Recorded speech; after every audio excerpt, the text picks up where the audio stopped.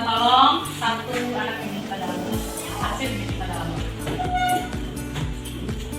Semua sikap doa yang baik, kita akan berdoa untuk memulai kelas kita.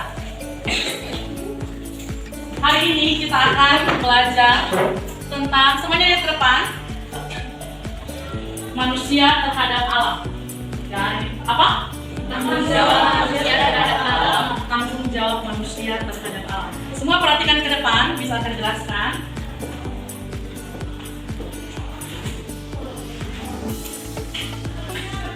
Ya.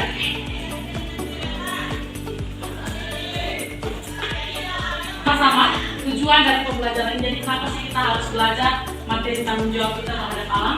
Yang pertama adalah supaya anak-anak ya peserta didik atau kalian itu memahami alasan manusia memiliki kewajiban untuk memelihara alam itu apa. Kenapa manusia itu punya kewajiban untuk memelihara alam. Terus yang kedua, kalian bisa mendapatkan tanggung jawab manusia dalam memelihara dan melestarikan alam itu apa-apa saja. Ya, dan yang ketiga, kalian bisa merancang sebuah proyek dan kalian bisa merancang sebuah proyek ya, atau proyek atau kegiatan untuk memelihara alam. Jadi itu 3 tujuan utama dalam hal kita mempelajari materi tanggung jawab manusia terhadap alam. Oke, semuanya sudah siap di depan. Kita akan baca sama-sama. 1, 2, 3. Kerusakan alam yang terjadi di Indonesia cukup besar. Padahal Indonesia dijuluki Indonesia merupakan peristiwa. Namun banyak keindahan alam dan lingkungan kehidupan kita sudah mulai memudar diganti oleh kerusakan yang menyebabkan banyak bencana. Jadi dijelaskan di sini kerusakan alam di Indonesia saat ini sudah banyak terjadi. Ya, di mana sampah-sampah itu berserakan ya, baik di laut, di pantai, di darat pun, di pasar-pasar pun banyak sampah yang bersebaran di mana-mana. Dan selain itu juga ada misalkan kerusakan pantai, terus karena akibat gunung meletus dan lain sebagainya. Yaitu kerusakan yang terjadi. Contoh nyatanya adalah di Indonesia. Ya. Ada yang tahu kerusakan alam apa lagi yang terjadi di sekitar kita? Banjir. Ya, banjir itu penyebab kerusakan alam. Jadi kalau ada banjir, kerusakan alam bisa terjadi. Misalkan rumah-rumah pada roboh, terus tempat-tempat wisata juga pada hancur dan lain sebagainya. Ya, selanjutnya kita di sini lihat kerusakan alam itu terjadi oleh beberapa faktor.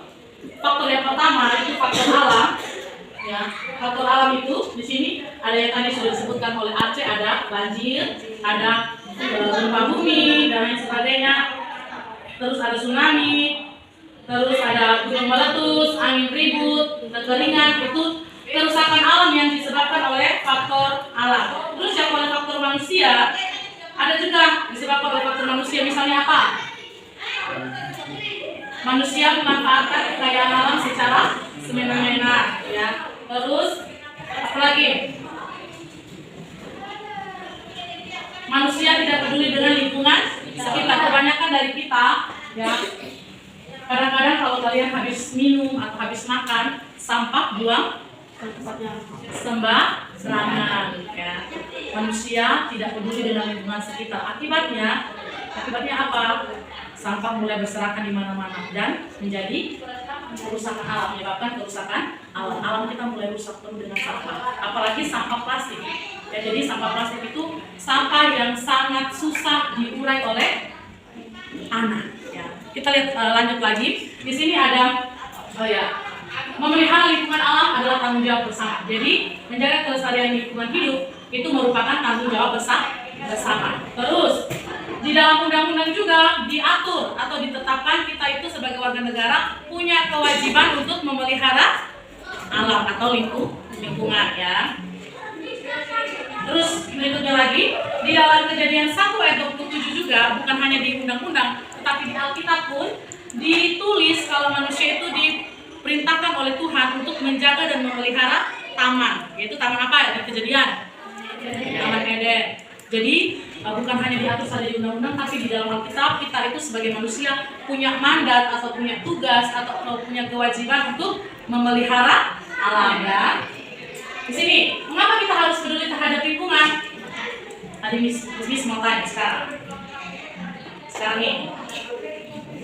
Jelaskan, coba satu anak bisa jelaskan alasan manusia memiliki kewajiban untuk memelihara lingkungan apa tadi sudah disebut tadi ada ditetapkan dari undang-undang, terus setiap warga negara punya hak, selain di undang-undang pun di Alkitab ditulis. Jadi itu menjadi alasan kenapa kita harus menjaga dan memelihara alam. Nah sekarang Miss minta nih, ya, satu anak bisa jelaskan apa kewajiban atau apa yang menjadi alasan mengapa kita harus memelihara alam. Coba, ada yang tahu?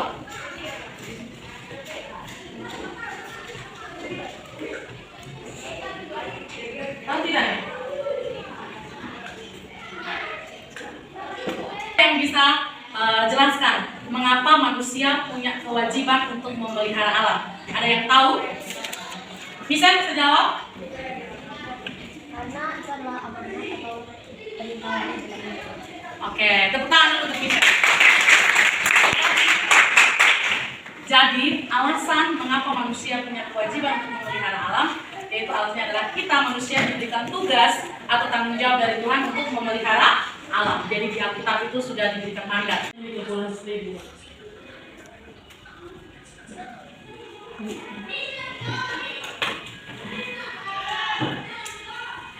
Bayangkan, pantai kayak bisa kayak gini. Ya, kita sudah, kalian sudah menonton videonya tadi. Tadi videonya menceritakan tentang apa? Sampah di mana-mana, ya. Bahkan itu ada dikasih contoh di setiap wilayah-wilayah di Indonesia, sampah-sampah, bahkan sampah-sampah plastik itu ada di laut sekalipun, dan itu merusak ekosistem laut yang menyebabkan ikan-ikan itu memakan sampah, bukan memakan tanaman atau tanaman yang di laut, tapi mereka memakan sampah plastik. Jadi sekarang Miss mau tanya, kesan kalian ketika melihat video tadi apa? Kesan yang kalian rasakan? Pedro, kesan yang kamu dapatkan ketika menonton video tadi bagaimana? Kecewa karena alam kita atau lingkungan kita di Indonesia ini sudah banyak tercemar oleh sampah atau rusak karena sampah. Ada lagi? Ini Cio. Prihatin. Cio rasa prihatin karena lingkungan penuh dengan sampah di mana-mana. Oke, baik, sekarang Miss berikan kalian tugas, ya, membuat suatu rencana ke depan. Nih, buatlah satu rencana ke depan, rencana atau kegiatan apa yang akan kalian lakukan ke depannya. Misalkan nih, setelah melihat video tadi, terus melihat kenyataan yang sekarang terjadi di mana-mana alam kita mulai rusak, kira-kira kalian mau buat apa ke depan? Saya mau ngapain? Mengerti? Paham tidak? Ya, jadi kalian buatlah sebuah rencana kegiatan yang secara sederhana saja yang bisa kalian lakukan untuk memelihara alam atau untuk mencegah kerusakan alam. Miss kasih kesempatan satu-satu maju ke depan, tulis.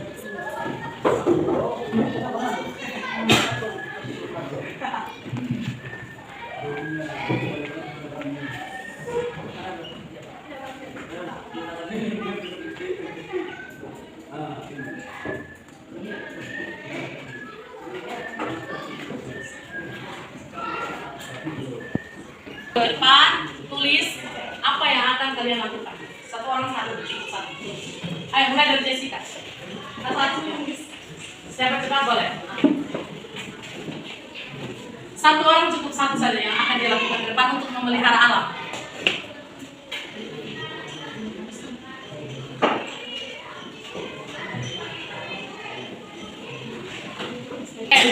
Siapa lagi? Ayo, si Raya. Ada punya membuang sampah pada tempatnya. Raya apa? Reboisasi. Penanganan kembali, ayo. Yuk.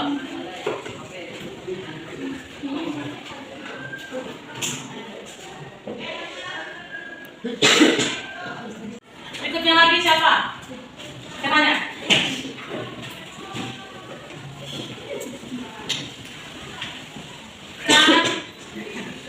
Membersihkan lingkungan, ya, dengan cara apa nih? Dengan cara apa? Sapu, ya kan? Apa lagi? Siapa lagi? Ya, mau pantau.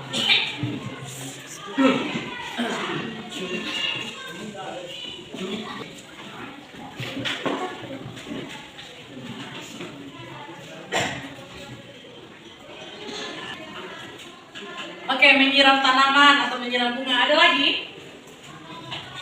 Tidak ada? Oke, kalau tidak ada semua lihat ke depan.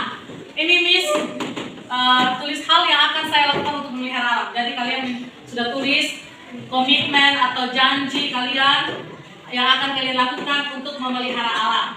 Kita baca mulai dari nomor 1 sampai nomor 6. Yang pertama ada apa? Membuang sampah pada tempatnya. 2, reboisasi. Sudah tahu kan reboisasi itu apa? Penanaman kembali ya. 3, melestarikan lingkungan. Melestarikan lingkungan ini dengan banyak hal, bisa membersihkan, bisa kita tanam-tanam, ya dengan pembuahan dan lain sebagainya. Yang keempat, merawat tanaman. dengan apa? Menyiram, membersihkan lingkungan, menyiram tanaman. Ya. Jadi hal-hal ini yang kalian sudah tulis di depan bisa kalian lakukan untuk ya sebagai bentuk tanggung jawab kalian terhadap alam. Ya, kalian bisa kerjakan di rumah, dilakukan dimanapun. Jadi tidak hanya di sekolah. Kalian memelihara alam atau memelihara lingkungan tidak hanya di sekolah, ya, di rumah, di masyarakat, dimanapun kalian berada, kita semua punya tanggung jawab untuk memelihara lingkungan sekitar, ya. Jadi ini dengan cara seperti ini kalian bisa melakukan tanggung jawab untuk memelihara lingkungan. Sampai di sini ada yang mau bertanya? Ada yang bertanya? Tidak ada. Oke, kalau tidak ada, kita akan akhiri kelas kita pada pagi hari ini. Kita akan sambung kembali di pertemuan berikutnya di minggu depan. Dan Miss minta satu orang pimpin kita dalam doa untuk menutup kelas kita pagi hari ini. Gesya,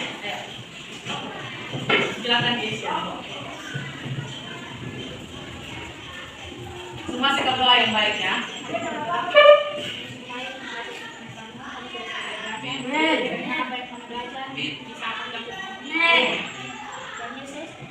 Terima kasih ya Tuhan karena Engkau telah kepada kami. Sebentar lagi kami akan istirahat. Terima kasih ya Tuhan sekalian. Oke, terima kasih Desya. Oke, selamat pagi. Tuhan Yesus memberkati kita semua. Shalom.